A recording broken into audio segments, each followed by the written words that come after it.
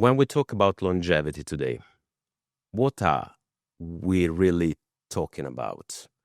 Living longer, living better, or redefining aging altogether? It's a great question. It is a very good question, yes. And it's one I think that we could spend a whole episode on, right? Yes, absolutely. I agree. It's like it's a summary of everything that we do, right? Yes. Yeah. So would you like to, or would you like me to? Sure. I think that's a very intelligent question, and especially the way in which you asked it, because in my opinion, it is something that has developed over time in terms of its definition. I think initially it was all about defensive medicine and living longer. And obviously, coming from a surgical background, I spent about 12 years of my life practicing defensive medicine and really doing crisis and damage control when it comes to aging and to the body. But I think that both patients and care providers in the industry are moving away from that idea of just simply holding on to life for dear life and for the sake of it. And they are thinking about, how do I feel being alive? Am I just simply alive, or am I living? So I think that has redefined how we look at longevity, and both from a consumer and a care provider point of view, because we are all both of these things.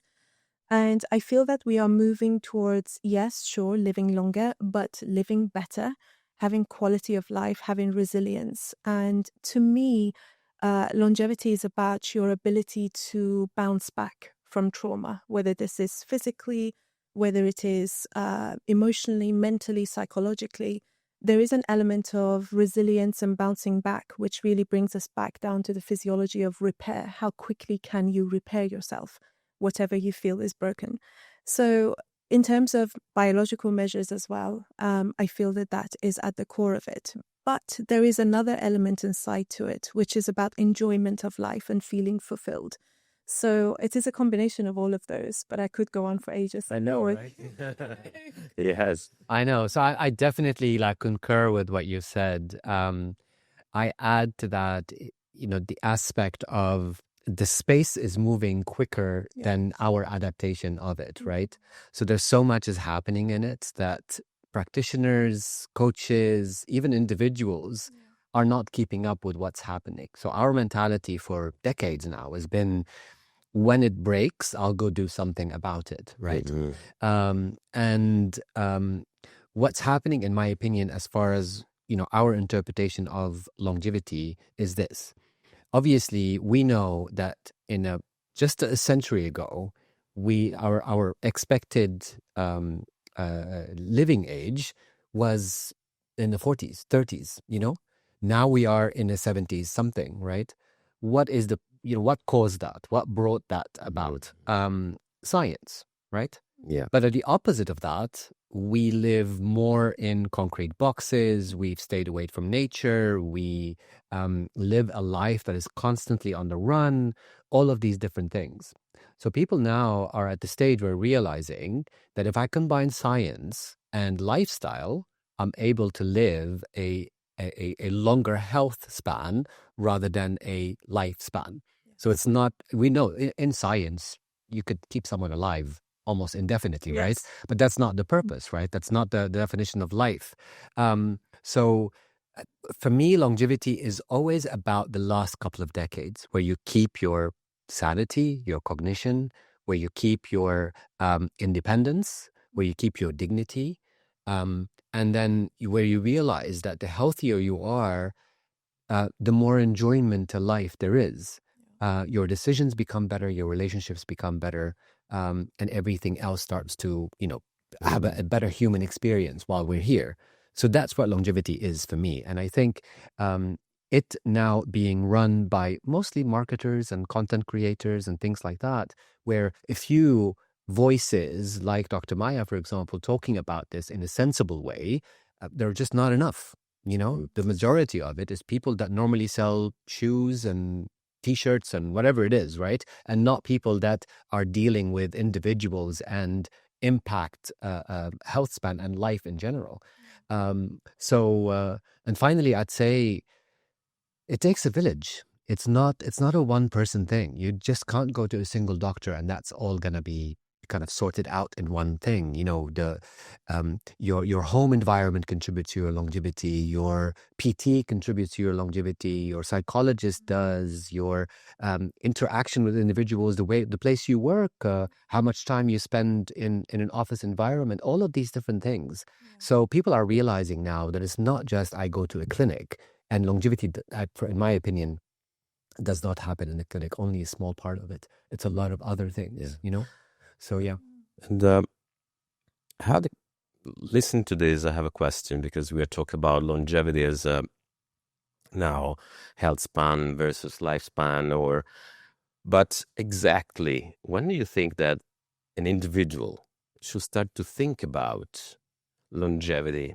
I mean, in order then to have a good health span, when someone should start to take care of all the parameters that then we will explore in order then to have the last 20 years of our life in a good health and to maintain dignity and strength, all of this. Is there a moment in the 20s, already when you're a teen, in the 30s, is there a moment ideally when we should start to take care about this? That's a very interesting question. Actually, I was thinking about that on the way here, interestingly. For me, at the core of longevity, from my own personal life and experience, is your ability to do nervous system regulation. So I think for me, at the moment in life where you realize that your nervous system is at the core of your beliefs, is at the core of your habits, is at the core of your life experiences, and how you relate to your surroundings and how you define and give meaning to what's happening to you in life. Whenever that moment arrives, I think that is the moment to take responsibility for longevity. I do have many sort of thoughts on the one thing that we should be teaching children is nervous system regulation. But I also see a lot of adults who haven't mastered that yet or are not aware of that yet, and therefore you can't expect that to be passed down as early as possible. But I think if we're talking about a realistic societal expectation of longevity, it will be when you have arrived at that awareness, whether that's in your teens, whether that's in your early 20s, when you realize that your nervous system can make or break you, and it dictates how you think, how you feel, how you relate to the world, and how you perceive the world, which ultimately plays the biggest part in how you navigate your way through life and through health, not just personally grounding in your body, but where you belong in this world as a whole. Chronic stress is still at the core of most of the ailments and chronic illnesses that we see in medicine. So nervous system regulation is at the core of all of this, in my opinion. So I feel that the moment you have awareness of this fact, you are now wholly responsible for exploring that avenue. Incredibly said. It's so true. It impacts, biological functions. It impacts hormones. It impacts everything. It's so true. And most of it is invisible to us. Yes. So we don't know. But we start aging the moment we're born. The clock starts then, right? So I don't think there's an early age. What I'm loving right now is that I get now teenagers wanting to, like high school student that want to come in and do internships. Like this never used to be. Like, it's human nature to always postpone. Like in your 20s, when you're talking about disease or whatever, you think, well, I'm still too early for that. But there's greater awareness happening now, and people are really paying attention to this, be it their nervous system, be it their musculoskeletal health, be it their mental health. And they realize there is no too young an age for you to start working on your health span in general. And whatever impacts that you cause your body, be it from excessive exercise or be it from excessive stressful situations, stay with you in the future decades. It's not something that you could negate and say, okay, that's finished, I'm starting again. But I think most importantly, and people are finding out, and I definitely learned this the hard way, is that there is no mastering as such, as far as I'm concerned. It's more about a journey, right? You have good days, you have bad days. You don't be too hard on yourself. It's all about balance, and it's all about, creating a sense where you're contributing to your well-being in everything that you do, your relationships, etc. So it's so well said. I think nervous system is absolutely like the fight or flight, the sympathetic, parasympathetic approach to life, and us being aware of it, even though we don't feel it, it's constantly there. You know, being in a cold room like we are right now, it's actually impacting our nervous system and so on, you know? So there's the things you feel and things you don't feel. They made it to keep us awake in the morning. You're absolutely right. There is a difference between surviving and thriving, right? And when you're in fight or flight constantly and chronically, you're always in survival. And by definition, you're in symptom control and crisis management. Yeah. That's not what longevity. The body doesn't know if you're being chased by a lion or you're just sitting uncomfortably, you know, like or is an email. Right, but yeah. And it's also the time. And as far as the timeline of our existence, it's nothing from the moment we worried about emails and then to the moment where we were chased by lions, you know? So the body, you know, as far as time, this is like a blip versus, you know, our existence. So most people don't realize that. We have such short memories when it comes to where we come from, you know, how we got here, how our bodies interact with our environment and the sort of things that impact us. Yeah. So I had a lot of questions, but you're giving every time hook that I'm going good. So, and we're talking about younger people now and teens or in the 20s. Most of them, fortunately, are doing sports. I always had a question related to sport, and is it really a sport good for health? And what is the difference between a sport and a physical activity that is in line with the parameter for longevity, if there is a difference? In my opinion, is about movement.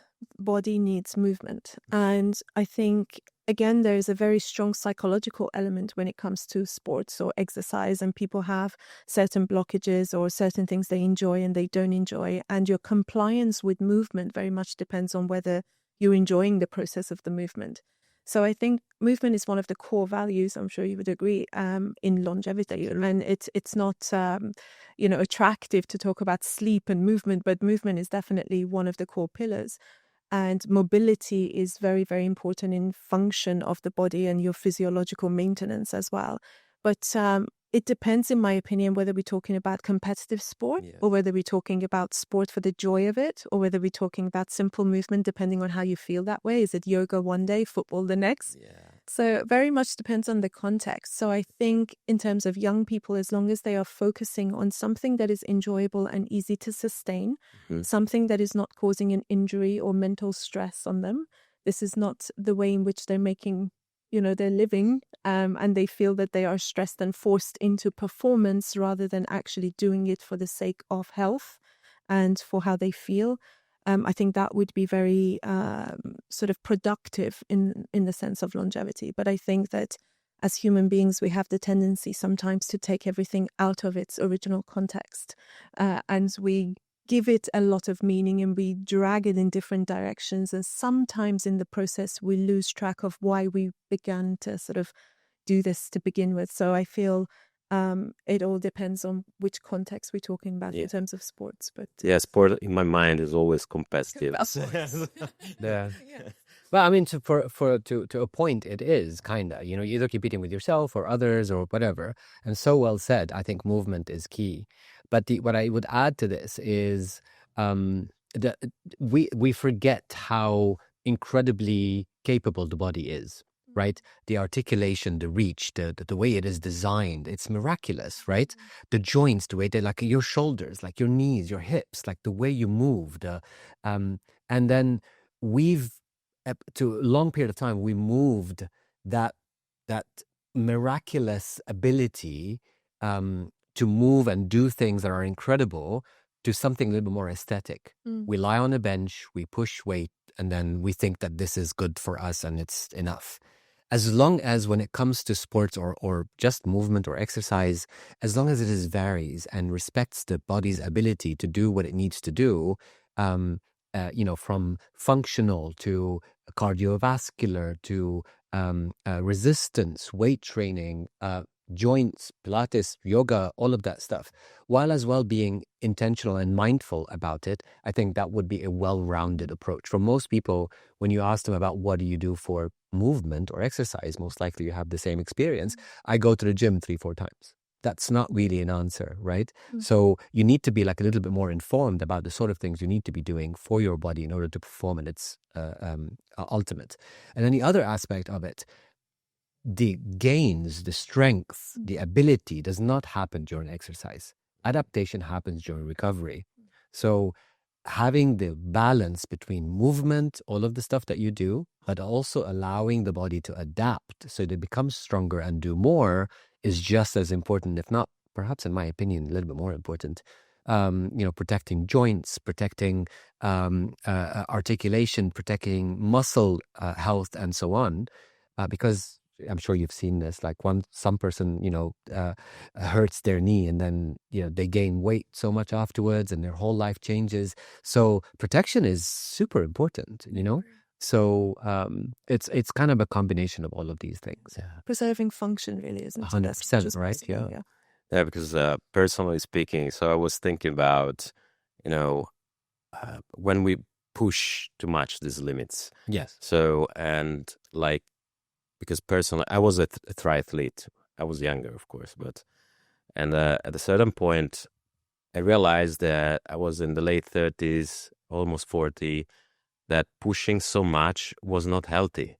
So because I was training so much, so 2 times per day, waking up in the morning, going for swimming, then running and cycling, and then gymming for the strength, and putting together, because you're not a professional athlete.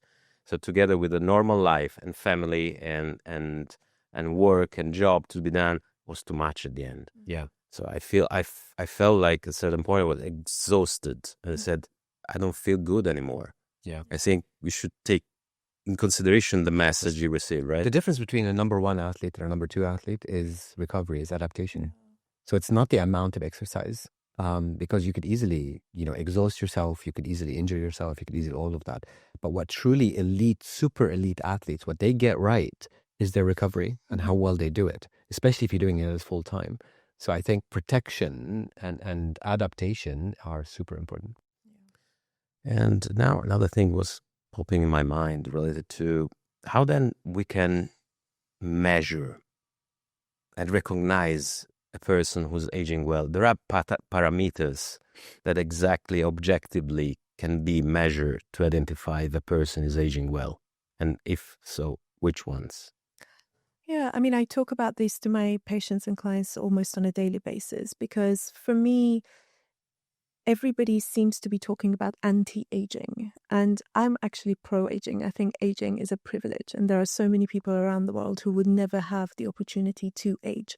So it's about aging well and adapting in every decade of your life and making sure that you preserve function that is appropriate for that decade of life and for your body. So I think there are multiple parameters that you can measure aging, and is of course psychological, cognitive, biological, physiological. I think that some of this is determined genetically, but environment plays a huge role in which parts of those genetic elements are expressed. So the epigenetic element of it is also very, very significant. So I think there are lab-based and performance-based ways in which you can measure aging, and then there is possibly a less obvious and the less sort of data-driven way of measuring aging, which would be essentially about your satisfaction in life and community, your ability to feel fulfilled in every decade of your life, your adaptability to change, your resilience, your ability to sort of bounce back in whatever situation in life you are in. For me, the way I measure aging well in myself, as someone who's entered her 40s, is how at peace do I feel on a daily basis? How often do I need to navigate myself consciously back into alignment of controlling my nervous system? How often do I go off track and get carried away in life where I feel physical pain, emotional pain, or psychological pain? Am I living in pain in one form or another as my default setting?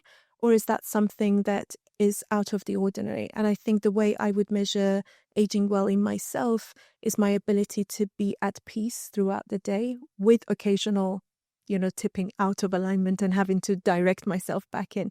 But in terms of practical ways of measuring aging, of course, we are all wearing wearables at the moment that generates huge amounts of data that you can look at. There's physiological assessments you can do. There's scans, there's bloods. There's not lack of information at the moment in the world for measuring how well you are doing physiologically or otherwise. But I think there is a lack of comprehension of what all of it means. So how do you apply this to have a better quality of life? So I don't think, gathering data is the issue. I think is implementation of that data in a meaningful way, application of it, that's the issue. Yeah, well, so well said. I think you covered everything. Yeah, I would add just a couple of things from my perspective, especially when I focus on the last couple of decades, and I hope you approve of this. So I add two things to this. One of the main markers for me is VO2 max. Yes. So I test that quite regularly for myself and for all of my clients, because we know that the ability for the body to process oxygen can determine all case mortality in later on life, right? So, and then it contributes to all sorts of other things. So this is just being a little technical. The other is, for me, is that, because we also know, and hopefully you'll agree with this too, is that falling, tripping at an older age is perhaps, I don't know if this is true or not, perhaps the number one reason why people, expire sooner than they should, right? Yeah, absolutely. So strength is another. That's why, grip strength, farmer's carries, things like that, balance, ankle strength, knee strength, things like that, protection of those is super important and can predict health span and independence and all of that other things, all of the other things, obviously. But quickly to mention, for example, all of this for me is not new. There's a pure wisdom of the ages that we've followed for decades, if not centuries, right? And one of them is, we know for a fact, before all the excitement around longevity, we've studied blue zones, right? Yes. Where people lived to an age that is more centennials than other places around the world, right? How did they do that? Did they do that with peptides? Did they do that with cosmetic surgeries? Did they do? How would they? Mostly is exactly what you said, right? It's purpose, it's community, is living off the land, is moving daily, it's all of the stuff that you talked about. So none of it is new, and we act right now as if we've just discovered like the fountain of youth, and we've been doing it forever, and we have real life examples and confirmation that these things work without all of the hype of ice baths and saunas and all of that other stuff. So you go back to the basics, and we know for a fact, from studies such as the one that they did in Harvard for happiness, that what is the number one reason why people are happy is having a community around them, having a connection, having a purpose in life. And there is some sort of study that was done that people with purpose can easily extend their life by 6 to 7 years. Just like a purpose could be really simple, like spending more time with your grandchildren, or something like that. So that changes your perspective on life, and it actually can extend your health span. Yeah. So it's such an incredible, and it's just, I think we need to calm down a little bit when it comes, right? I agree, and just not overcomplicate the simplest things in life. And I think there's also the link between retirement and because losing your purpose, you lose your purpose. So that goes to show, I think, even more than anything, how having a community and family and that sort of purpose outside of work is also very important. And we spend our entire 20s and 30s and 40s and 50s chasing after a purpose and proving to ourselves and others that our existence matters. Whereas actually coming from an oncological surgical background, at the end of it all, none of that matters. This is not anything anybody talks about in end of life. I've never heard anybody say to me, I wish I spent more time at work, or I wish I achieved such and such a goal, or I'm not done closing a deal yet. Yeah. It's never that. It's always as though I wish I had spent more time with my children. I wish I had gone out more. I wish I spent the money that I ended up making in the process. And at the end of it all, we are just human beings, we are natural creatures. We are here, and while we are here, I think we want to feel like we belong and we matter. And we spend our entire lives chasing things to give meaning to our existence. But you matter simply because you exist, and that is enough. It has always been enough. Yes. But we don't seem to see it that way. And I think that's where we're going sort of wrong. Apparently, even Steve Jobs at the end of his life. Yeah. So, We have our priorities messed up. yeah. So, when people truly examine their priorities, like how much time do they spend on one aspect of their lives, they always get it wrong, so they always realize that their priorities are messed up. Yes. If your health is not number one, which is the foundation of everything, you're really not doing the right thing. Yeah. And we always think we have time, right? Yes. There's always time. We always say so. Time is an illusion anyway. It doesn't exist. You only have this living moment. You don't know what's going to happen right after this conversation. So you don't have time because time doesn't exist. It's not something you can buy. It's not something you can put in a bank. It's not something you can tap into when you feel like you're running out of it. So we don't have time to get back into alignment. We either choose to be in alignment in the moment or we choose not to. And I think when you think about it that way, I don't want to cause any chronic stress. But when you think about it that way, you realize how precious every breath is. And while it's important to plan for tomorrow and do better and be better, tomorrow may never actually arrive. Yeah, so no, it's definitely not a downer. I think it's meant to be like a motivational thing. So like you don't know if this is the last podcast you ever do or the last sunrise that you see, or so it's thinking of it that way, it just puts perspective on everything because you truly don't, so it's something that is eradicated in even the Romans. So the philosophy was carpe diem, right? Yes, seize the day. Chase the day. Yeah. So something that we need to live the moment. And so this gives me the next hook for the next question, because we were already exploring the connection there is between body and mind, or mind and body, and how important it is. How do you think that, so because I think nowadays with a lot of information, people start to think about strength, start to think about other things and food and supplements and whatever. But how do you think the perception that the people have related to this connection and thinking about not just the body, not just the brain or mindset or whatever, but something that is unique. And this approach that is becoming holistic, that is becoming really from different angles. And I heard about as well, there's not only the psychological component, but it's something that goes beyond, and someone is researching this kind of things in religion or meditation or other things. How do you think this is comprehensive approach will then change the paradigm about longevity in the next future? I think it's a huge question. It's a huge question. And I was improvising. Good luck. It's an amazing question. And I think that as human beings, we are designed to cut things down into chunks so that we can assign meaning, that we can process, that we can relate, and we can analyze. We highly value analysis of things and making things digestible because our fight or flight system has designed us in a way that our ability to remain grounded and functional depends on our ability to assess situations, risk, and work in that way in small chunks, which is perfectly fine when it comes to this dimension and the way in which we live and our society. But I also feel that we have broken things down into too many different pieces and we have made them appear to be irrelevant to each other.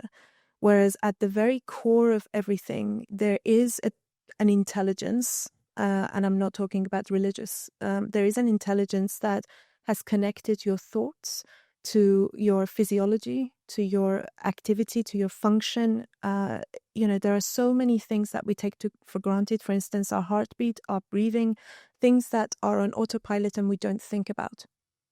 But I feel that we have separated mind from body, And we feel that we live up here in our brain. So if you ask people to point to somewhere in their body where they exist, is often up here. So we have decided that there's a control center that basically decides how we think and how we behave and how our body functions. But science itself has shown us that that is actually not the case at all. You don't live in any specific part of your body, and your brain is actually a receptor and not a generator of thought and behavior. It is forever expanding, and you are able to rewire your brain. So you're able to change your subconscious beliefs. You're able to become an entirely different human being by rewiring it. And there's people like Dr. Joe Dispenza who are proving this on MRI scans and sort of from a scientific point of view so that it makes sense to the skeptics. But I feel that we have really come way off the main grid that we should have been on, and we have separated things way too much. And in that, we have disconnected from that cohesive way of living, both personally and I think within our communities and with our families. And it's a shame, really, because when I speak about these things, for instance, I often get questions from my own colleagues in the surgical field, like, are you okay? Like, what are you talking about?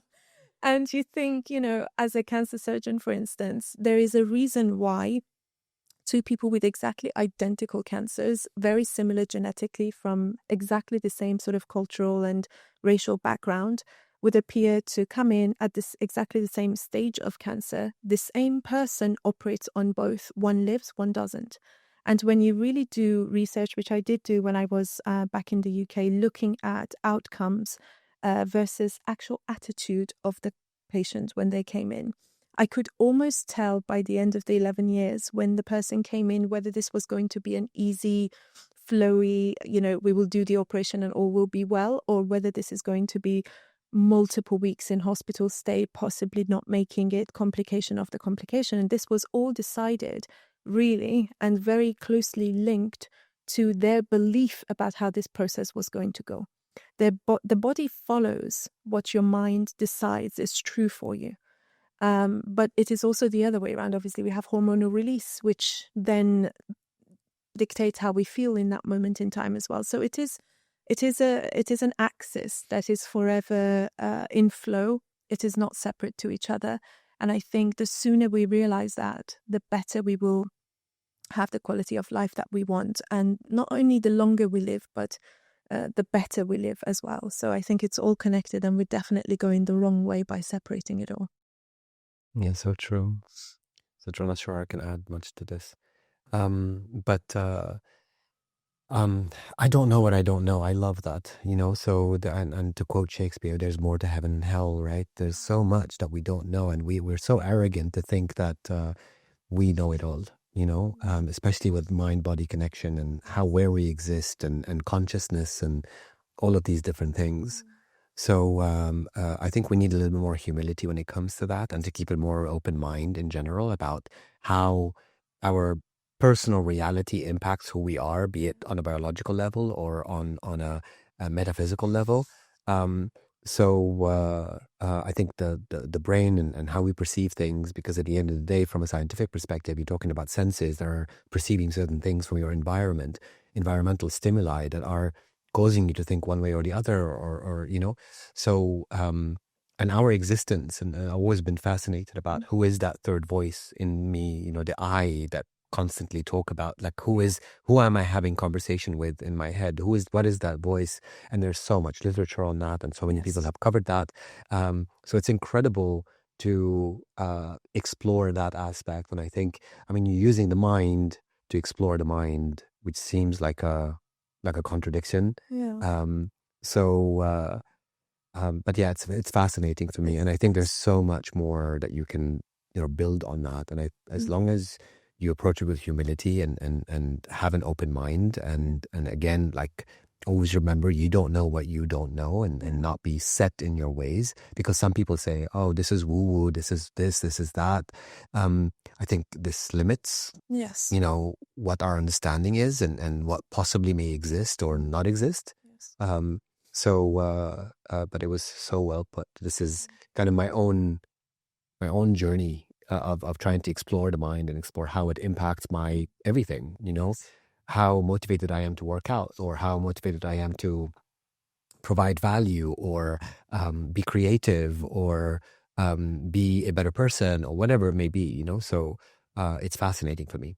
Absolutely fascinating. And I think we've got 5 senses that we rely on. So if you remove all those 5 senses, do you cease to exist? Yeah. I think the answer to that will always be no. So there is something that cohesively brings these 5 senses together in a way where you're making sense of the information that you're perceiving. But I think even in our 5 senses, when it comes to hearing, taste, smell, sight, all of this, when we compare ourselves to, different species of animals, we are working within a spectrum, and outside of that spectrum, there are still information that exists that they pick up on that we don't. It doesn't mean that they live in woo-woo land and we live in reality. It just means that we have limited perception. And as you say, just be humble and be open and curious. I think It's so awesome. that's all it is.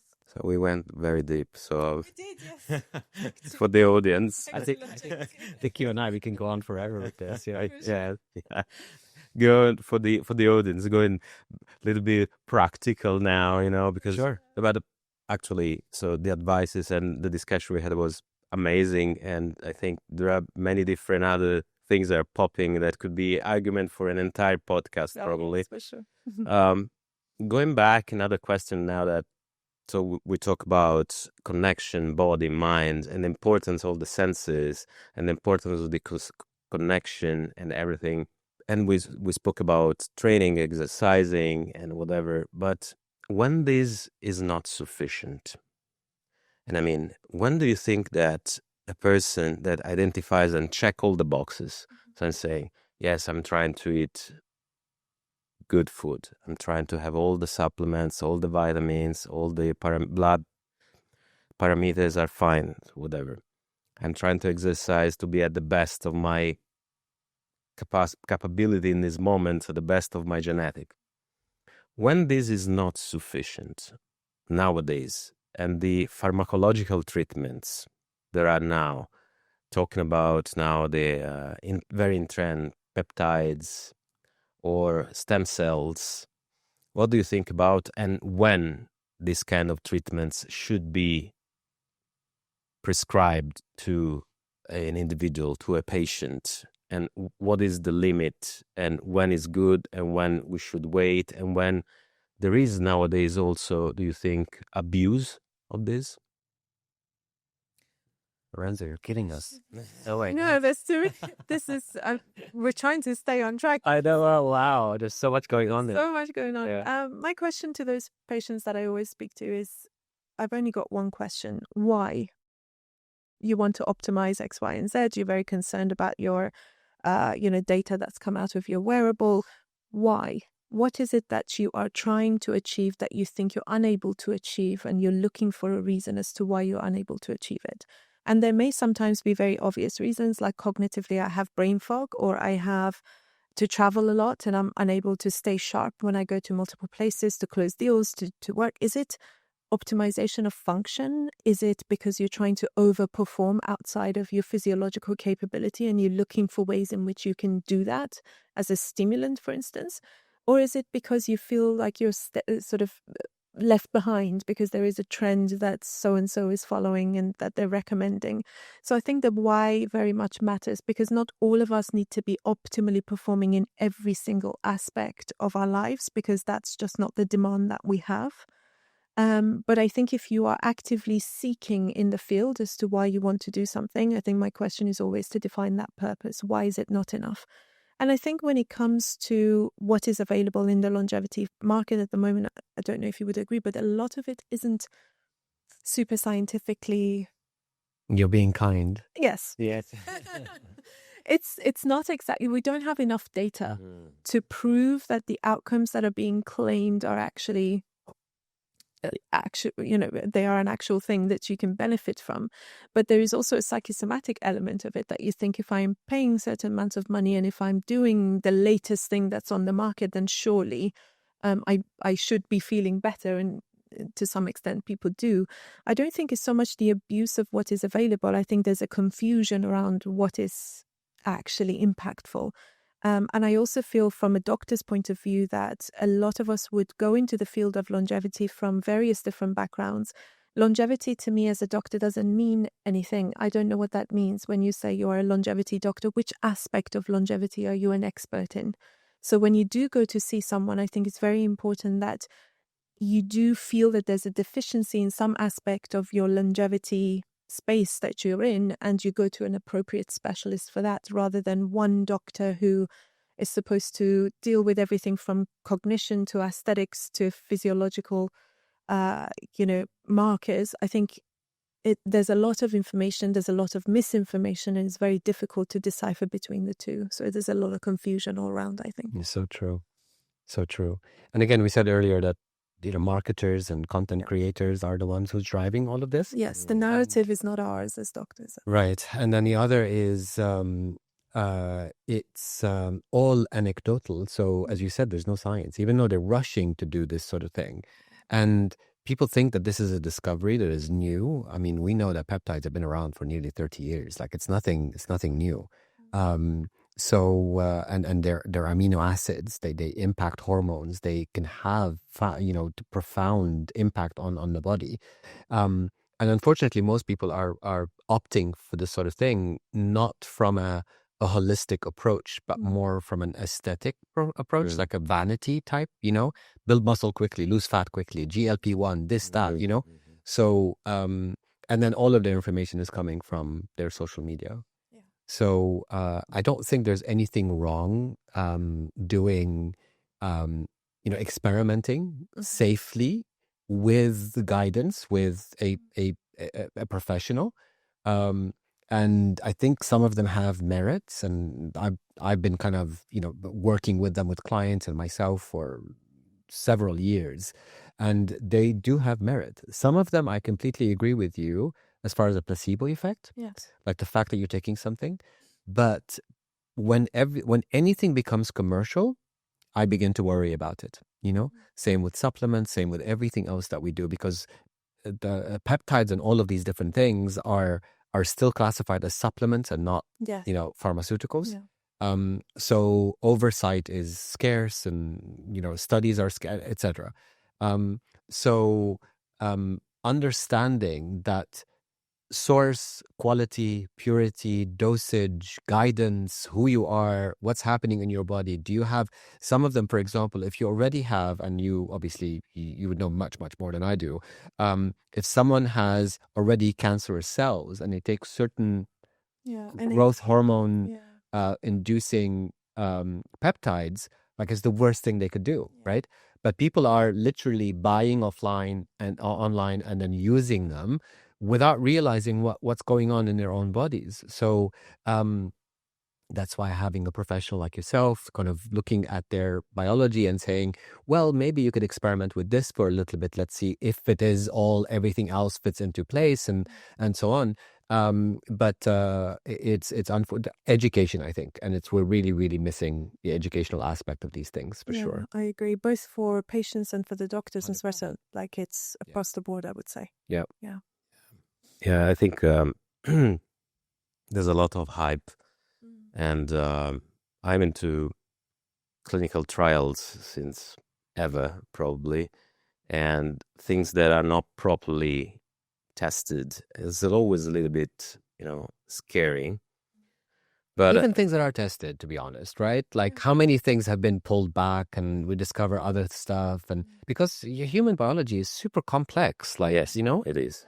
So it's not copy paste, right? We all have different needs in terms of our physiology and biology. You cannot just prescribe one size fits all for everybody. Yeah, 100%. And expect it to have the same impact. It's just not possible. I think it goes back also to what you were saying about, the strength of mind, because placebo plays an incredible, right? How many placebo situations have been out there that actually have a greater impact on individual than the actual, so it's incredible.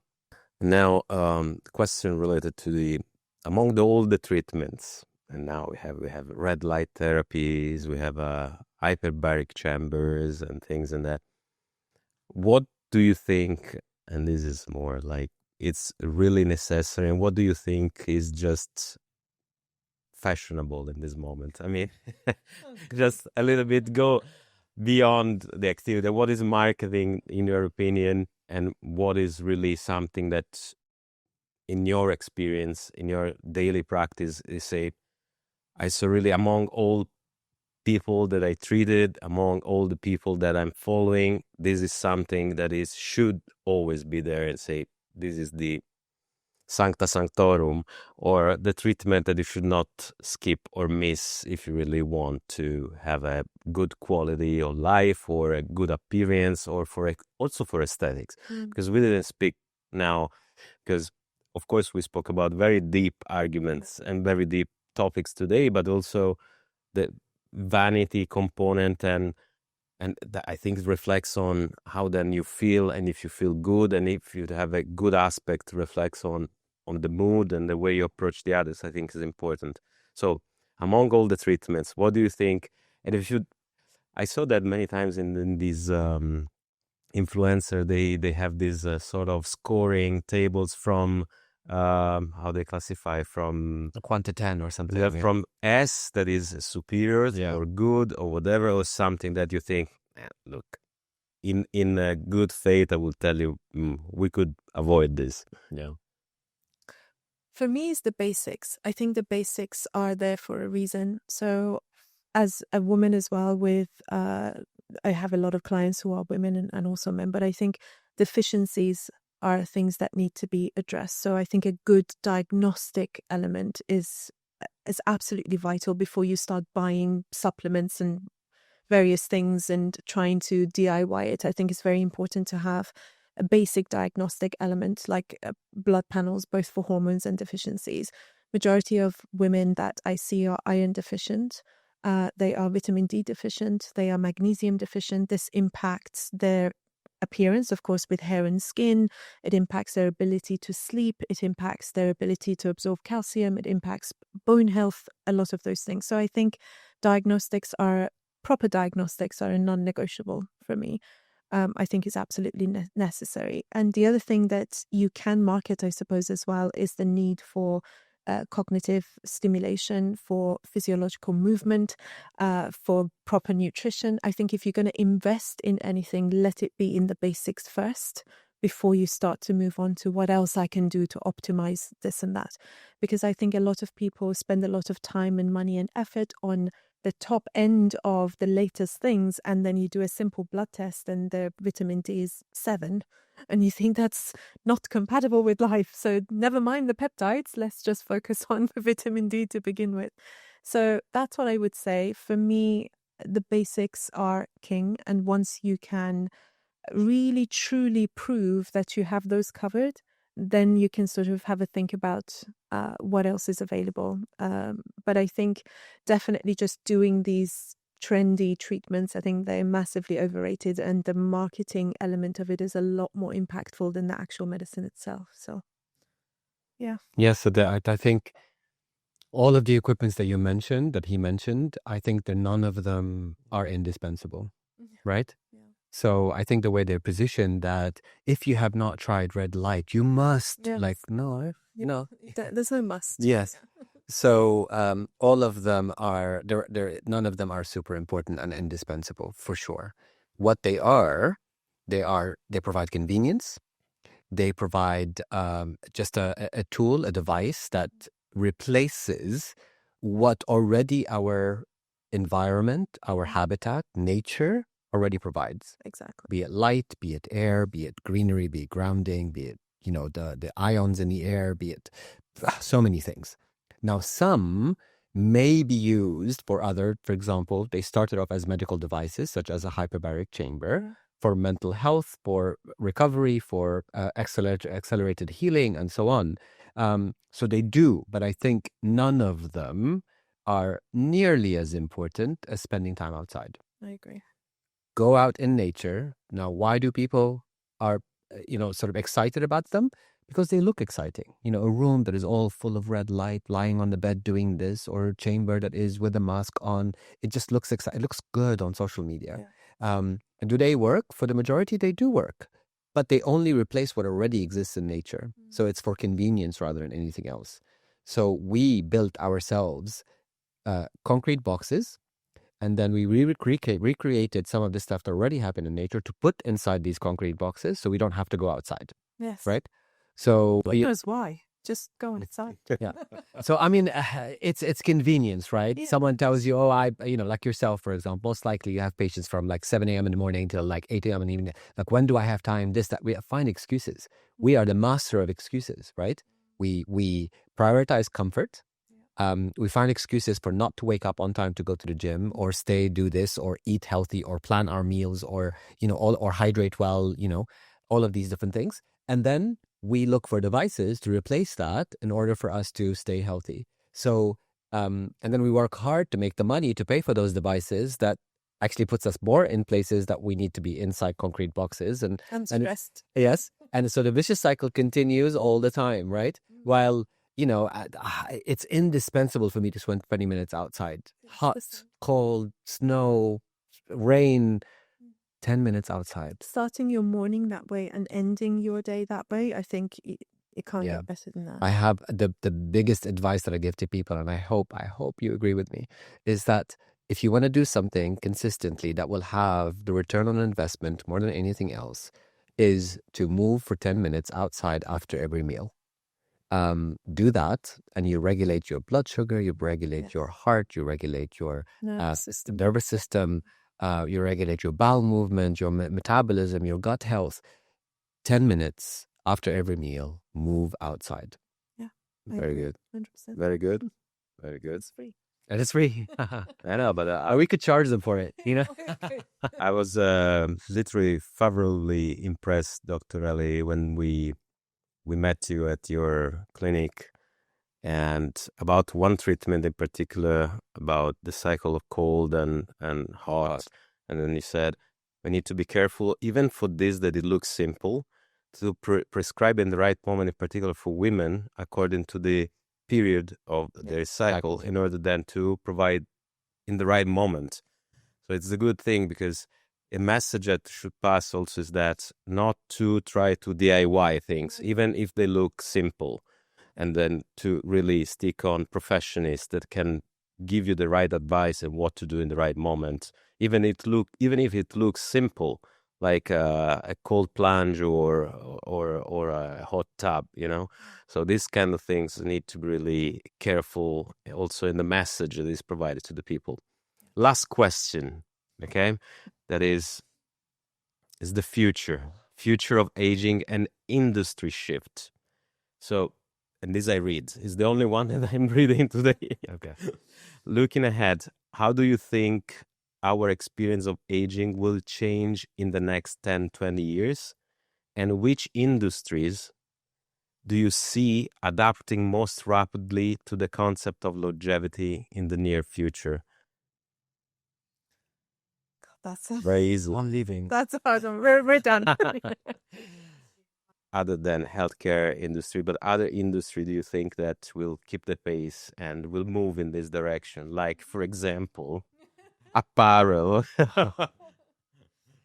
Yeah, so I think all of them, right? I mean, because now I see like even real estate, like buildings are being built around wellness, clothing, obviously, everything is being built around that. So people have a greater awareness of what's interacting with their bodies. But my personal hope, I don't know, I can't predict the future yet. So I think my personal hope is that people will reconnect with their roots. This is, I think, when people would realize that longevity is not on all the hype. Truly recognize that. Because right now, if you say to someone, it's not the hype, it's this date, no one says, no, it is the hype. They agree with you, but they don't do anything about it. Yes.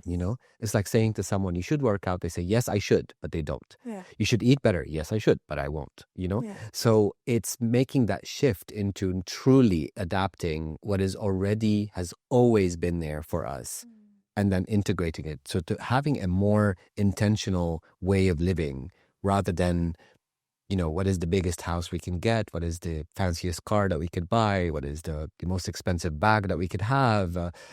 All of this trivial stuff that we seem to find meaning in until we get them. And then we want the next thing, and then the next thing. And this constant movement into emptiness, in every possible, there is no better definition of a word of emptiness than this for me. So we're constantly going to the next goal that is meaningless. So I'm hoping that longevity will mean that people are more intentional, they're kinder to each other, which then multiplies because your interaction with people, how you react to someone, how you think about them, and even being kinder to yourself. I think our greatest saboteur is what happens in our mind. Yes. Constantly telling ourselves, we can't do this, you're not good enough, you're an imposter, you do that. Like all of these things are constantly, So I'm hoping that this would be the future. But again, awareness of the environment and how it impacts us, from mold to toxicity in the stuff that we touch, the stuff that we wear, the stuff that we eat, the additives, the preservatives, all of that stuff. And kind of, and it's more complicated than we think, obviously, because, there's economics involved, there is, all sorts of stuff. So it's wishful thinking and a hope, and a hope for, at least for my kids to see that rather than me in my own lifetime, even though I'm planning to live forever.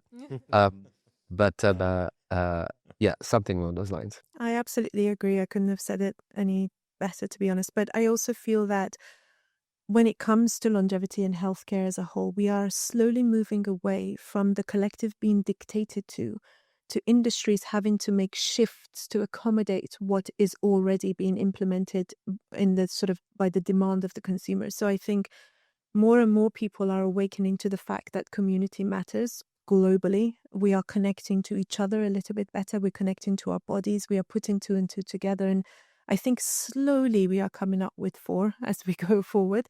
But I think every single industry is just going to have to adapt and change that commercialism aspect of it to what does the consumer want, because there are lots of people who are boycotting, the sort of superficial elements of what success means and what luxury looks like. And I think luxury, ultimately, at the moment, longevity is being pitched as a luxury element. Like if you are not in fight or flight or survival, and if you have food to eat at night, then you can think about what your VO2 max may be. Right. But I think we're moving slightly away from that, where people are taking back their power a little bit. And they are tired of being dictated to as what the next thing should be that they should be doing. So I think we're not there yet. Probably not there in our lifetimes, but maybe in yours. But definitely, I definitely don't want to live together forever. But I feel we're moving away from that. And the people who are listening to this podcast, the people who are purchasing the merchandise, the people that are making decisions on their nutrition, people that are a little bit more conscious than just in survival mode, they are the ones who dictate where the future goes. And I think every single one of us, even as doctors, we're going to have to adapt to that. And we're going to have to start treating people holistically, because they are now taking steps to do that in their own lives. And I think every single industry is just going to have to cater to that. Well, at least I hope that's what the future holds as well. Very good. Unfortunately, we are at the end of our time. It was beautiful, and I'm using this word beautiful, conversation. And just this hour just flew. It did. And there are many other things that I would love to discuss, and I hope that really this could be something that will become an appointment in, I don't know when next time we could gather together, but I would love that we could meet again to have this discussion, and maybe having something that is becoming a ritual, and maybe inviting other to have a confrontation, to have sometimes to have because we were pretty aligned here. Yes. I would like to see like a controversial person to discuss against what we discussed and we agreed today. I think it would be stimulating if someone has a complete different opinion and say, no, what you said is not true. Or I would like to explore also this aspect. So thank you very much. You're looking for your trouble, aren't you? Yes. But debates is fueling, and sometimes also stimulating and thinking about we didn't think before, and even from the complete opposite, sometimes we can learn. 100%. Yeah. Sure. Thank you very much. Thank you very much for having us. Thank you. Thank you, Dr. Maya.